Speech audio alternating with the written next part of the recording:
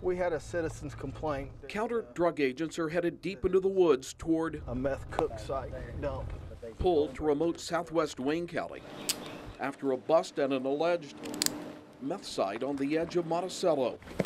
Their surveillance detail cut short because the backwoods dump site demands attention. Here's a strip battery. We stay busy. Used shake and bake labs litter the roadside. Not new company. For cops, the skyrocketing number of dangerous one-step labs is a losing battle. It's constant. Not what a meth task force needs. Who in the world wants more labs? We have more labs now than we can deal with. We need to stop labs. They've made it right here. It's quickly back to town. Call came into dispatch that a suspicious bottle was thrown outside the roadway. Here on Ridgewood Avenue in the heart of Monticello, just another example of how crazy the shake and bake method can be. They are getting rid of a smoker. That is what is used in the final stage of cooking meth. If it goes bad, they can chuck it. Cops tell us the call to dispatch came from a kid who was riding by on his bike. There's starting to be an occurrence. Kentucky law requires real-time electronic tracking of pseudoephedrine purchases. Sudafed is a must-have for making meth. Last year, just over 1/2 million buyers purchased more than 1.3 million boxes of over-the-counter medicines containing Sudafed.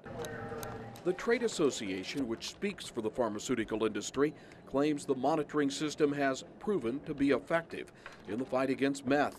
The top cop of the counter drug agency Unite disagrees.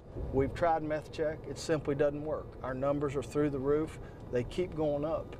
We need a tool that we can use to drastically reduce these labs. The tool cops want is to require a doctor's prescription to buy the 15 cold and allergy medicines which contain Sudafed. This bill was about trying to stop the killing of kids and adults all over this state and everywhere else. Republican Congressman Hal Rogers made lives are at stake. A rare appearance at the state capitol in February in an attempt to convince lawmakers to approve the idea. The effort was in vain, so I asked the 16-term congressman why not try to convince the Federal Drug Administration to solve the problem. I think they could, and it would be a big step forward. Have you tried that approach? No, I have not, but the FDA is just not in this fight. Here's the irony. Until 1976, a prescription was required to buy pseudoephedrine. That was the year the FDA made it an over-the-counter drug. When it comes to the fight against illegal drugs, Rogers says of the FDA, they just wash their hands of it. Why? I don't know. I think the pharmaceuticals have great sway with the FDA. So we can circle back to this drug treatment center in Clay County where we met addicts. And the ephedrine isn't coming from Mexico, it's coming from the local drugstore. Addicts who are working their way through a 9-month recovery program. Jason Petrie believes scheduling the crucial ingredient would knock a lot of people out of making meth. When I was doing meth, I mean, it was easy to go in the store and buy a box of ephedrine. If I'd had to go to the doctor, there's no way I'd have done it.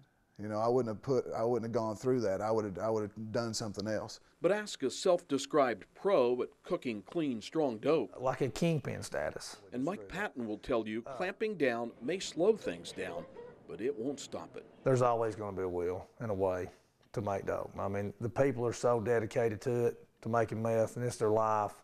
They'll find a way. But make no mistake, these cops are also dedicated to find a way of stopping what's become an epidemic in Kentucky. If we could just cut it by 50%, we could save millions. Greg Stottlemyre, ABC 36, your local news source.